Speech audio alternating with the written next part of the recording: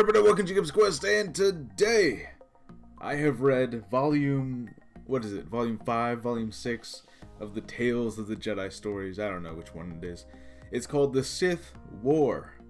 Okay, and it's 6 issues long, and a whole bunch of stuff happens as usual. So just a little reminder of where we left off last time. Basically, Exar Kun and Ulrich Quildrama, however you say these names. Again, these names, whatever. Anyways, basically it ended with the two of them becoming Sith Lords. Now, I think they said that, I think Exar Kun is technically the Sith Master, and Ulrich is supposed to be the Sith Apprentice. Although, I will say, in these 6 issues, they don't really play in those roles. They behave a lot more like equals. Like Ulrich really just does whatever the hell he wants. And this is really where we start the story. They say it's been 6 months since then. And the rest of the Jedi don't even realize exactly what's happened to Ulrich, because the last that they saw of him, he was going to go off and infiltrate this Sith group that had been created, this dark side group, by these two cousins, because his master had gotten killed and he wanted to get revenge. So he's like, oh, I'm going to infiltrate their group. And of course he ended up falling down the dark side rabbit hole, and he started macking on the girl cousin, Alima, I think is her name. Anyways, so basically left off with Exar Kun, who had gone on his own Sith Lord journey, and Ulrich Quildrama being essentially equals. And this is where we start off. Now, the way this starts off is actually really awesome, because in these 6 issues, they're basically separated for the entire run. So these two characters, like, they'll meet up every once in a while, but then they'll separate again. So you're just following these two Sith Lords as they kind of just start wreaking havoc throughout the galaxy and towards the Republic and the Jedi and all this stuff.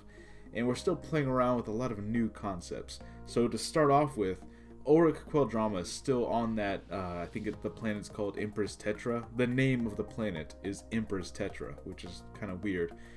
But basically, they're start to get attacked by Mandalorians. They come out of nowhere. So now we have Mandalorians in the picture, and their leader is called Mandalore. That's the name of their leader. It's super weird. Again, these are early Star Wars concepts. This was in the mid to late 90s. The name Mandalorian, of course, had been said before, but exactly what that means and who they were, it was still vague-ish. So you now have a group of warriors who are coming and attacking this planet, and their leader is named Mandalore. And, he does the thing where, like, alright, I challenge you to a fight one-on-one, and, if I win, I take over your planet, and if you win, you basically get to rule the Mandalorians now. And of course, Ulrich comes out on top after this really cool fight. And instead of killing this Mandalore guy, he's like, "No, you're gonna be like my general, basically." And now that he has his entire planet, that he had all the dark side followers that the two cousins had created, and now he has the Mandalorians, his plan is to go attack Coruscant, the head of the Republic, right? And he gets on the phone with Exar Kun. He's like, hey, I'm going to go attack, the Republic, just so you know. And he's like, wait, what? Are you sure you want to do that? Because I kind of have a whole plan. And Ulrich's like, no, yeah, I'm going to go do it right now. All right, bye. And that's what I mean when I say, like, they don't really have a master-apprentice dynamic. Ulrich literally will just do whatever he wants. And Exar Kun kind of just goes along with it. He's like, okay, whatever, I got my own stuff going on. So go ahead, if you get caught, we'll cross that bridge when we get to it, whatever. So he goes and attacks Coruscant. Meanwhile, all of this stuff is happening, because again, we're going back and forth between these two stories.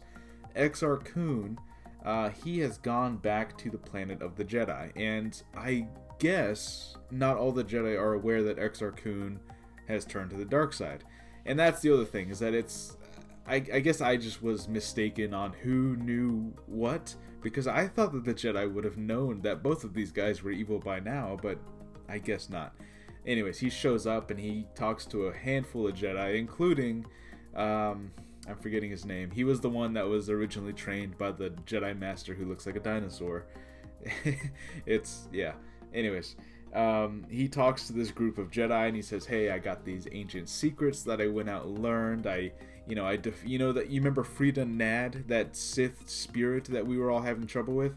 Yeah, I killed that spirit, by the way, and I learned all these cool secrets of the dark side. I learned to conquer the Sith and defeat them." Right? He's basically playing it off in this angle where he's like, "Yeah, I got a bunch of cool Jedi good guy powers that let me defeat the dark side," but really, of course, these are all Sith powers that he's talking about.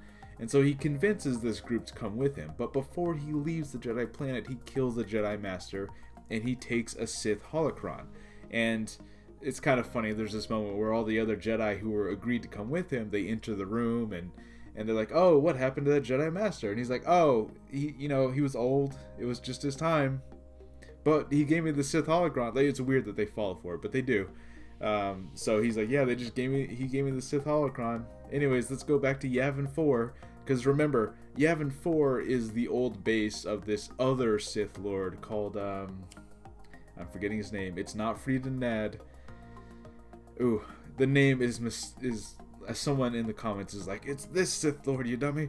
Anyways, they had this old Sith base on Yavin 4, and that's what that used to be. And in the last volume, Exar Kun had basically taken over Yavin 4 and had all these little minions build his temples.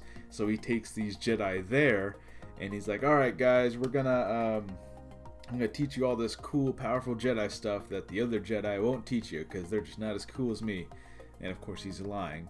And what he ends up doing is he actually destroys the Sith holocron that he took, and it unleashes these Sith spirits, and they go inside almost all of the Jedi that he had taken, and now they're like possessed. So they're super evil now, and he sends them off to go kill their Jedi Masters. That's like their first mission. He's like, "I'm going to train these Jedi, and these are going to be our new Sith followers." Because remember, Rule of Two, that was not a thing yet. This is before that. So having more than one Sith, not a big deal. So he's going to have these new Sith followers go out and kill their Jedi Masters, because they're all evil now, right? Meanwhile, on the attack on Coruscant that Auric Quildrama is doing, everything's going great. Well, he's a bad guy, but everything's going horrible, I should say. And he's taken over Coruscant, and everything's going fine for him. But then Alima, his lady, the one who basically seduced him to the dark side in the first place, she ends up calling back all the troops. She talks to the Mandalorians, and he's like, "Oh, Auric Quildrama has been captured or died or something. Come back to the base, retreat in the middle of battle," which causes Auric to get captured by the Jedi. Now this, of course, he was not captured before she did that. She betrayed him because she's basically using this as her opportunity to take hold of the planet again. Because remember, she and her cousin were the rulers, and then Auric and Exar Kun come into the picture, and now she's kind of like the third wheel in the room. So she's basically taking back her power as she can. Because dark side users, that's like their thing. They're always backstabbing each other.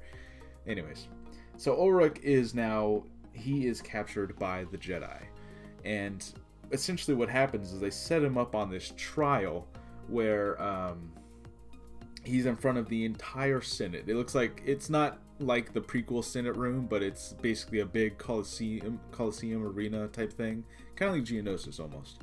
Anyways, they put him in there, and they're like, "Oh, you've dabbled in the dark side, and you've betrayed your Jedi duty, and you attacked Coruscant, all this other stuff, right?" And of course, Auric's like super dark side evil, and his brother's there, and he's like, "Auric, the dark side has manipulated you, man. Snap out of it." And Auric's like, "You don't know what you're talking about, stupid brother. Bleh, I'm evil," Meanwhile, the Mandalorian, or his name is Mandalore. That's his name. It's, again, I don't know why. This was early Mandalorian concept, so his name is Mandalore, the general guy. He goes and he basically figures out that Alima, anyways, basically figures out that she has betrayed Auric. She's the reason he got captured in the first place, because she ordered them all to retreat when they shouldn't have. So he's like, "You know what? Instead of listening to this lady, I'm going to go talk to Exar Kun," who's like, obviously he's off doing his own thing. So he shows up way over there on Yavin 4, and he's like, hey, Exar, so Alima betrayed Ulrich and got him captured, and I pledged my life to Ulrich, so I'm loyal to him, not her. So you know, you're like a Sith bro, right? You want to help me out? And so they all go to Coruscant, and they basically it's this really cool scene where he literally like kicks open the door in the middle of this trial, and Ulrich's still standing there like tied to the, you know, in the centerpiece there, and all these senators freeze up, you know, using some kind of Sith magic. Exar Kun manages to freeze them all up, and he basically goes on this huge tirade about how like the Sith are gonna come back and the Jedi are useless and your Republic means nothing, and no one in the room can do anything about it because there's only a handful of Jedi there anyways. I don't know why there's not more Jedi in that room, but there's not. Anyways, so basically what ends up happening is that they free Ulrich, and Exar Kun ends up fighting his old master, who he had fought right before going on this whole dark side rabbit hole trip anyways. So he ends up fighting his old master, and he wins, and his old master disappears. But before he disappears, his old master kind of goes on this like, oh, we'll fight again one day, or something. I don't know, like as a ghost maybe? I don't know. Anyways, so he defeats him, and they leave. And now, basically, Ulrich's brother and, what was her name? Sunrider? The lady that we followed in, like, way back in, like, the first volume. Anyways, basically, they kind of accept now, hey, Ulrich is evil. He's not coming back. We thought that maybe he was just under some kind of influence or something, but it seems like he's definitely evil because he just left again, and we weren't able to stop him, so now he's gone. And basically what ends up happening is Ulrich is now coming back home. And so Alima starts pretending like, oh man, you were captured. That was horrible, but I'm glad you're back. And Ulrich's like seeing through this because the Mandalore told him like, yeah, dude, she totally betrayed you. She, you know, so basically what they end up doing is they send her on a mission. They send Alima. They're like, hey, Alima, you're going to help us on this really important mission with this super cool Sith weapon that we have. It's like an ancient Sith weapon that can gather energy from the sun, or, you know, it like takes the core out of a sun or something. It's kind of a strange concept, but anyways, that's what it does, and it creates this giant explosion. So they send her out there to attack this shipyard, and all these Jedi show up, and so she's like, I'll use this Sith weapon. And so it blows up all the Jedi, but it also blows them up. So Alima is now dead. But of course that was the plan the whole time because Ulrich wanted revenge on her. So basically he used her one last time to cause this big explosion out there in space that ended up destroying like 5 or 6 suns or something. It's like this big chain reaction of sun energy. And that was basically revenge for betraying him in the first place. Now, they use this also for another opportunity because while this is happening, the explosion from the sun is sending out these like radioactive solar sun waves, you know, whatever the hell that is, right? And it's about to hit the Jedi planet. And so Exar Kun and Ulrich are like, all right, we're going to use this opportunity while, you know, they're out there being blown up and dying. The planet that the Jedi are on is being evacuated because they can't get hit by these solar waves. So during the evacuation, we're going to head down there, attack the place, and we're going to start taking all these Jedi archives and artifacts and ancient Sith relics and whatever the hell else they got. We're going to just take everything, right? Because they're trying to build this great Sith empire. Like, that's their vision, right? Now, while that all happens, Exar Kun manages to take away like a good handful of stuff, right? He faces down a couple of other Jedi that he knew, and then he gets away. But Ulrich, he ends up getting chased around by his own brother in a starship. And so he ends up having to shoot down his own brother, and they crash land, and then they have like this final confrontation where, you know, his brother's like, look man, I don't want to hurt you, I just want you to come back because you're clearly like messed up with the dark side and everything. And not Exar Kun, Ulrich ends up striking down his own brother, and he kills him. And of course they have this moment where he's like, wait, what did I just do? No! You know, that whole thing, right? And so in comes Sunrider, who sees that like, oh, the guy that she loved just killed his own brother. And she ends up using this technique that she had learned earlier, where she's able to cut off a Jedi from the Force, right? Now, this is a concept that we've seen in canon now, where Jedi can do this themselves, like Luke Skywalker and Seer, right? They're able to do that to themselves, but now Sunrider is able to, like, just, they call it like a light shield or something. Basically, he doesn't have any Jedi powers anymore, right? So Ulrich just lost his brother, and he got his powers taken away, and he's basically feeling all this regret, and he's like, oh god, he's basically finally being pushed back to the good side. He's like getting unbrainwashed, but he doesn't have any Jedi powers, so he's not a threat anyways, right? And basically what ends up happening is he's like, okay, I don't have any Jedi powers, but I know where Exar Kun is. He's on Yavin 4. And so, in this big final climax, they all head to Yavin 4, all the Jedi, right, who had evacuated. And then they call all the other Jedi, and there are apparently thousands and thousands of Jedi. And they all show up. And it's very similar to The Rise of Skywalker in that big moment where all the starships show up. It's a very similar panel, actually. Now, the weird thing is, I'm like, why were these Jedi not on Coruscant? Because there was like 4 Jedi protecting all those senators, so I don't know what happened there, because there's apparently thousands and thousands of them that could just show up at any moment. But anyways, they all show up at Yavin 4, and this is where things kind of get weird. Because basically what ends up happening is that the Mandalorians were busy during this time. The Mandalorians were sent off to go take back Onderon. I think it was the planet where the Beast Riders and all that stuff happened. The Mandalorians were sent off to go retake that planet for themselves. Because remember, that planet had gotten, taken back by the Jedi and the good side. And like the princess and the prince of the Beast Riders, basically, they rule there now. So the Mandalorians show up and attack that. So that means that Yavin 4 is essentially, it's just Exar Kun and whatever minions he's got on that planet, those little red minion guys, but not a whole lot of protection. So all the Jedi show up there while the Mandalorians are out there doing that. So again, we're kind of split between 2 battles happening. So on Yavin 4, all the Jedi show up in their big Rise of Skywalker type moment. They don't even get out of their planes. They don't even land on the planet. They do this really weird, vague thing where they're all kind of meditating, and they talk about how like the light side is, cleansing the planet or something. And while all this is happening, Exar Kun realizes that, like, okay, I can't fight all these Jedi, right? So he does this thing where he calls all of his minions inside the temple, and he, I guess, sort of sacrifices them all, and he, like, you just see like a bunch of lightning, and then he's just gone. Right, like, and then they show the planet, because of all the light side energy. For some reason, the planet starts catching on fire, and then all the temples are on fire. And then they're like, "Okay, we won. Exar Kun's gone. We don't feel him in the Force anymore." And then all the Jedi leave. They don't even show anyone landing on the planet to like double check. Nothing.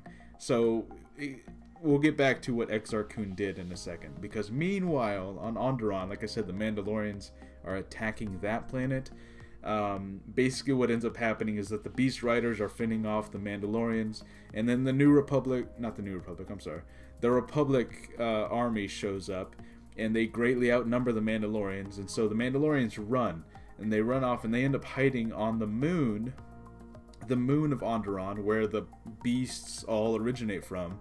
And the Mandalore, the guy who's named Mandalore, which again, that's kind of dumb, he ends up getting killed off screen or off panel.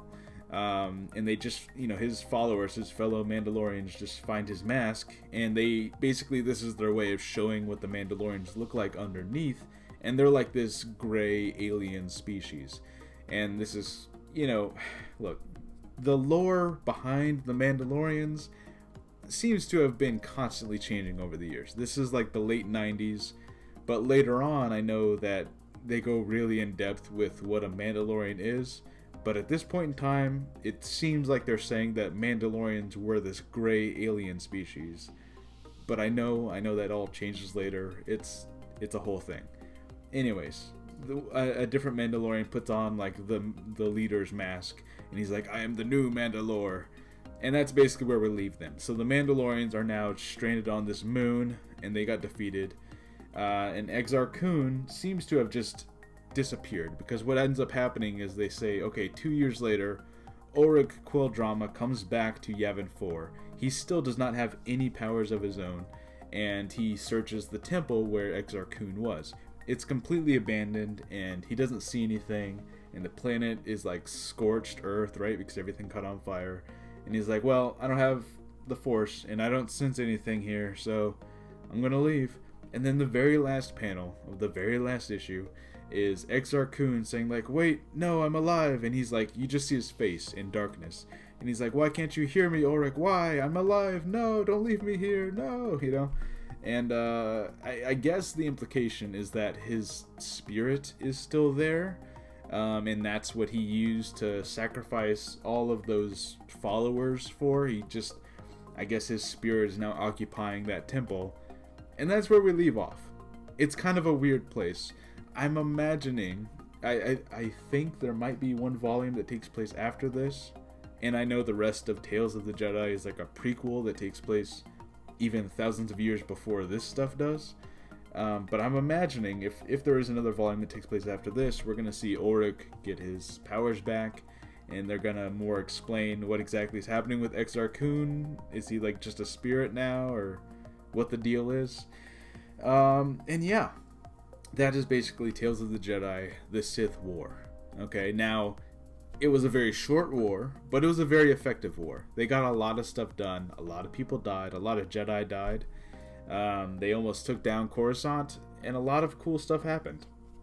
Now, I think that it would, I think I always say this in every single one of these videos.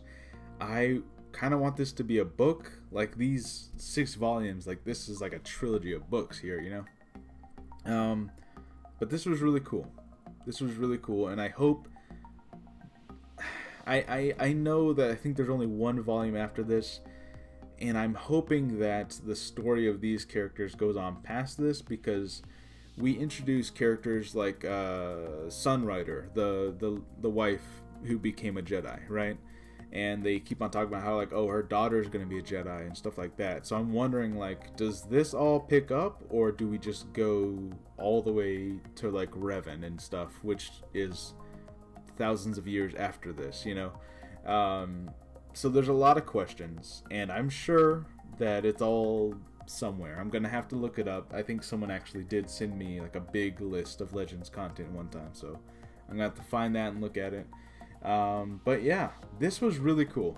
This was like again, and the world building and the mythology building, and that's the thing that I think, along with back when I read Dawn of the Jedi, Tales of the Jedi has done a really good job of this world building and building lore and referencing, like, oh, this really ancient thing happened long ago, and it's like, we'll bring that back up later, and they plant all these seeds, and it all comes together. It's all like the culmination of this really cool stuff, and it keeps on getting cooler, and that's what's really awesome. Like, this could have been a movie, they could have, like, detailed it a lot more and made it into a movie, and yeah, it's pretty cool. I had a pretty fun time reading this. I suggest you guys do. And yeah, I guess that's pretty much all I gotta say about this, and I'll see you guys on the next volume, whatever that is. I'll have to look it up. I don't know what the next volume is called. Alright, I'll see you guys on the next episode. Bye!